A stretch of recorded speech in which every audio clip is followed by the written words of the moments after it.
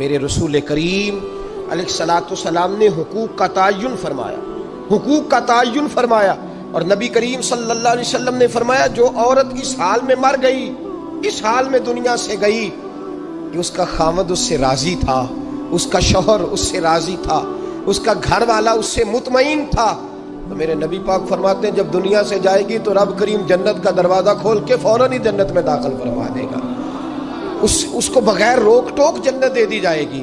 شرط یہ ہے کہ وہ جب دنیا سے جائے تو اس حال میں جائے کہ اس کا خامد اس سے شکوے نہ کرتی پھرے، شکایتیں نہ کرتی پھرے، شکایتیں نہ کرے۔ ہمارے زمانے میں شکایتیں ہوتی ہیں اور خواتین، عورتیں اس بات کو سمجھتی نہیں۔ اللہ نے جو میرے نصیب میں رکھا تھا اور جو خامد رب نے میرے لیے پسند کیا تھا وہ اللہ نے مجھے عطا فرما دیا ہے۔ وہ شکوے کرتی ہیں، شکایات کرتی ہیں، اور دوسری عورتوں کو سامنے رکھ کے وہ فلاں کے حصے میں یہ چیز آئی، فلاں کے حصے میں یہ چیز آئی، فلاں کا خامد یوں کرتا ہے، شکوہ کرتی ہیں۔ میرے رسول پاک علیہ السلام نے فرمایا عورتیں کثرت سے جہنم میں جائیں گی، کثرت سے۔ تو ایک صحابی رو پڑے، ایک حدیث میں لفظ یہ ہے رو پڑے، عرض کرنے لگے یا رسول اللہ وہ ہماری مائیں بھی ہیں، بیٹیاں بھی ہیں، بہنیں بھی ہیں، حضور جہنم میں جائیں گی؟ نبی پاک صلی اللہ علیہ وسلم نے فرمایا ایک تو وہ عیب جوئی کرتی ہیں، غیبتیں کرتی ہیں، دوسرا رب کا شکر ادا نہیں کرتی، اور تیسرا فرمایا اپنے خامن کا بھی شکریہ ادا نہیں کرتی، بات بات پہ ناشکری کرتی ہیں، بات بات پہ ناشکری کرتی، اس سبب سے جہنم میں جائیں۔ عورت کے حقوق کا تعین فرمایا، اور ساتھ ہی میرے رسول پاک علیہ السلام نے مرد کی طرف توجہ فرمائی، اور کیا خوبصورت لفظ ارشاد فرمائے، فرمایا تم میں ہر آدمی اپنے آپ کو اچھا سمجھتا اور اچھا کہتا ہے، ہر آدمی کہتا ہے، لیکن کوئی اگر مجھے آ کے پوچھے گا کہ محبوب آپ کی امت میں اچھا کون ہے، تو حضور فرماتے ہیں میں اسے اچھا سمجھوں گا جو اپنے گھر والوں کے حق میں اچھا ہے، جو اپنی بیوی خیرکم لأہلہ، تم میں سے بہترین وہ ہے جو اپنے گھر والوں کے لیے اچھا ہے۔ اور فرمایا جاؤ میرے گھر جا کے پوچھ لو وانا خیرکم لأہلی، میں تم سب سے زیادہ بڑھ کر اپنے گھر والوں کے لیے اچھا ہوں۔ تم میں بہترین وہ ہے جو اپنے گھر والوں کے لیے، بال بچوں کے لیے، بیوی کے لیے اچھا ہے۔ رسول کریم علیہ الصلوۃ والسلام نے خامن کو حکم دیا اور ارشاد فرمایا کہ عورت ٹیڑھی لکڑی ہے، بیچاری کو اللہ نے عقل پوری نہیں دی۔ ایک بچہ چھوٹا ہوتا ہے، ہمیں پتہ ہوتا ہے کہ اس کا شعور پورا نہیں، اگر کوئی غلطی کرے تو کیا اسے نکال دیا جاتا ہے گھر سے؟ بولے چھوٹا بچہ ہے، وہ کئی دفعہ بڑا نقصان کر دیتا ہے، آپ کیا کہتے ہیں؟ اسے مارتے ہیں، کلاڑی لے آتے ہیں اس کے لیے؟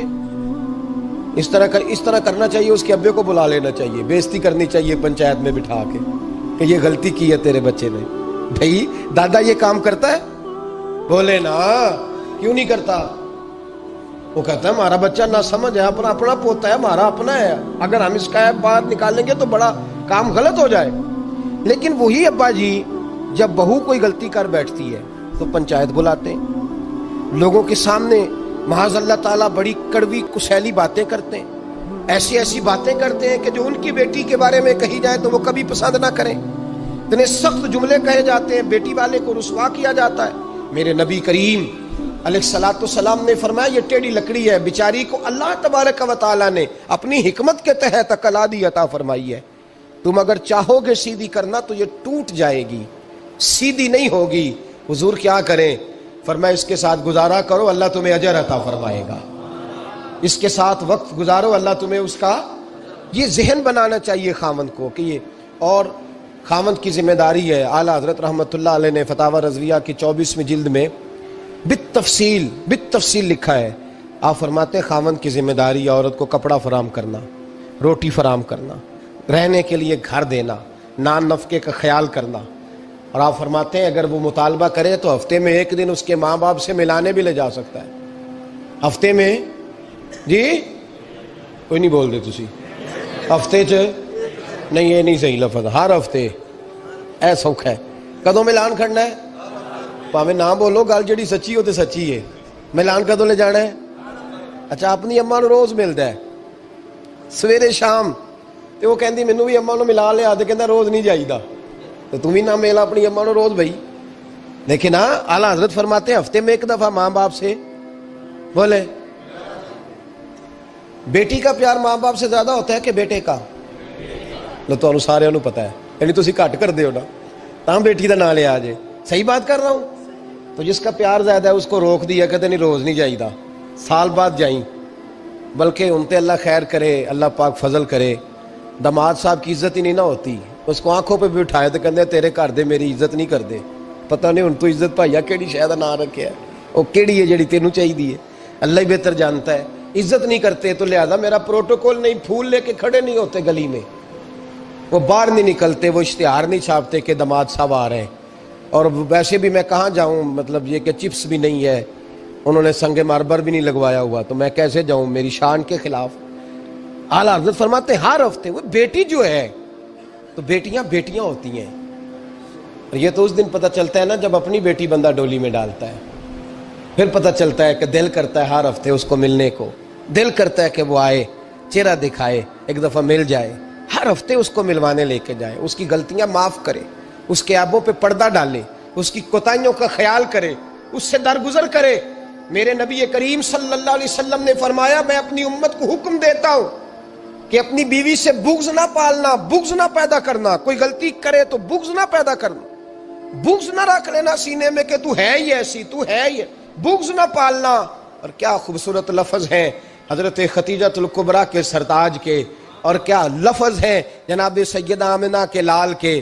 میرے نبی پاک فرمانے لگے اگر تمہیں اپنی بیوی کی کوئی عادت ناپسند ہے تو غور کر لو، ڈھونڈ لو، اس میں ایسی بھی عادت تمہیں ضرور مل جائے گی جو تمہیں بڑی پسند ہوگی. ڈھونڈ لو، غور کر لو، مل جائے گی. کوئی ایسی بھی مل جائے گی جو تمہیں بڑی پسند ہوگی، وہ بھی تمہیں مل جائے گی. ڈھونڈو تو صحیح، تلاش تو کرو. بغض کی اینک نہ لگانا، بغض کی اینک لگا کے دیکھو گے تو کچھ نہیں ملے گا.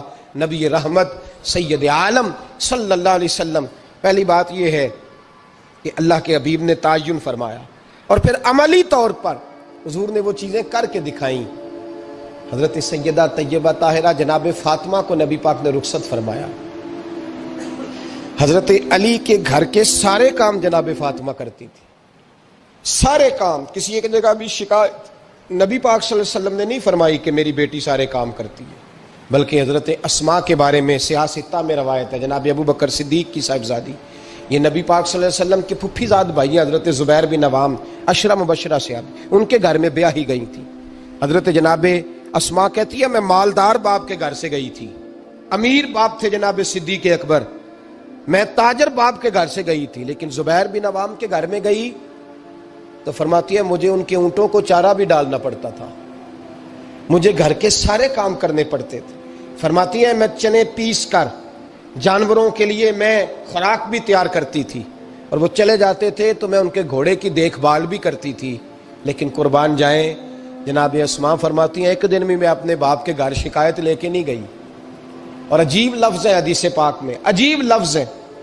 آپ فرماتی ہیں میں ایک دن گھاس لے کے آ رہی تھی، رستے میں رسول پاک تشریف لا رہے تھے، حضور اونٹ پہ تھے. بڑی خوبصورت حدیث.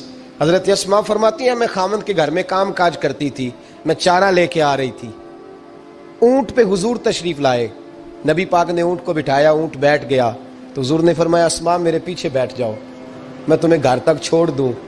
تو جناب اسماء رو پڑی، کہنے لگی محبوبہ میرا خامند بڑا خوددار ہے، بڑا غیرت والا ہے، اس نے مجھے جس حال میں رکھا ہے میں اسی حال میں راضی ہوں.